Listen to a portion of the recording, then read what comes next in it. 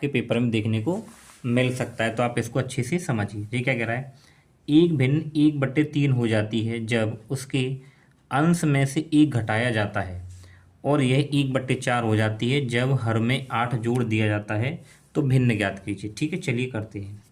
तो यहाँ पे हम लोग लिखते हैं कि माना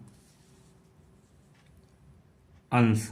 ठीक है, तो अगर मैं अंश मान लूँ कि x है और हर क्या होगा हमारे पास, मान लो मैंने मान लिया y है, यानी अंश क्या है x है, हर क्या है y है। तो भिन्न, तो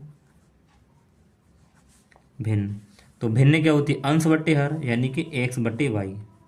तो भिन्न हो जाएगी मेरे पास x/y। ठीक है बच्चों, चलिए अब पहली कंडीशन क्या देखिए, प्रथम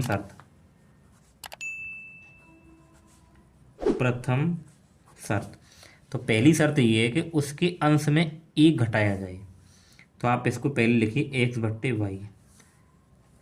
जब उसके अंश में 1 घटाया जाए, तो यानी अंश में से अगर मैं 1 घटा दूं तो भिन्न 1/3 बन जाती है, 1/3। ठीक है प्यारे बच्चों, चलिए कैंची वाली गुणा करा लेते हैं।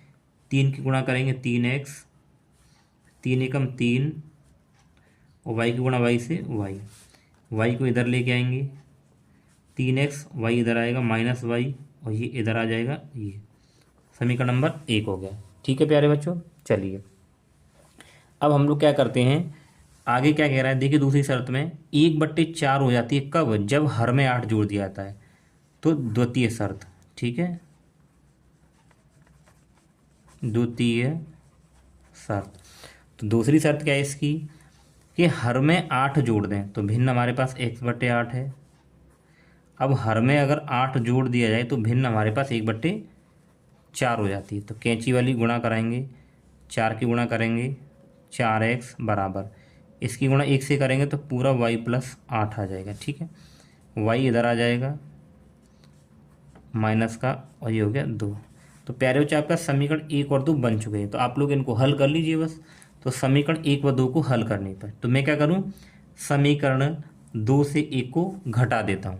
आपको घटाना कब है, देखिए कि जब y को काट रहे हैं ना, देखिए -y है, ये y है, तो ये दोनों कट जाएंगे। तो मैं क्या करूँ, समीकरण 2 से 1 को घटा दूंगा। चलिए यहाँ पे लिखिए, समीकरण 2 से 1 को घटाने पर, तो समीकरण 2 को पहले लिखते हैं कि 4x - y बराबर 8। फिर 1 को लिखते हैं कि 3x - y बराबर 3। देखो घटाना कब है आपको, यानी जब आप जिस चर को काट रहे हो, चर मतलब देखिए यहाँ पे y कट सकते हैं, लेकिन घटाने पर क्यों, क्योंकि एक प्लस का और एक माइनस का होना चाहिए। अगर मैं इसको घटाऊंगा तो ये प्लस का हो जाएगा, ऊपर वाला माइनस तो कट जाएगा। तो घटाऊंगा तो माइनस, ठीक है, इसको घटाऊंगा तो ये माइनस है तो प्लस हो जाएगा, इसको घटाऊंगा तो माइनस। अब जो मैंने चिन्ह लगाया वो संख्या उन्हीं की मानी जाएंगी। ये माइनस का y है, ये प्लस का y, तो कट गया। अब ये प्लस के 4 है और ये माइनस के 3 है, तो प्लस माइनस माइनस, तो 4x में से 3x घटाएंगे तो x बचेगा बराबर, 8 में से 3 घटाएंगे तो 5 आ गया। तो x का मान तो 5 आ गया।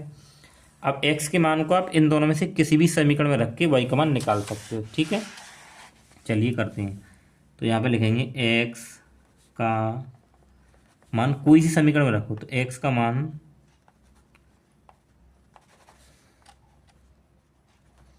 समीकरण 1 में रख देता हूँ। समीकरण 1 में रखने पर, तो जब x का मान समीकरण 1 में रखेंगे तो पहले समीकरण 1 को आप लिखिए। तो 3x - y बराबर 3। x का मान कितना है 5, तो 3 गुणा 5 - y बराबर 3। 5 तिया 15 - y बराबर 3। ठीक है, अब देखिए क्या करेंगे, ये 15 इधर चला जाएगा, तो -y बराबर 3 - 15, तो -y बराबर, तो यहाँ पे माइनस का कितना बचेगा 12, तो इससे ये कट जाएगा, तो y बराबर कितना आ गया 12। तो x और y के मान दोनों आ गए। तो भिन्न क्या हो जाएगी हमारे पास में, भिन्न बराबर क्या थी, x/y मानी थी हमने। तो x का मान कितना आया 5 और y का मान कितना है 12, तो हमारे पास भिन्न हो जाएगी 5/12।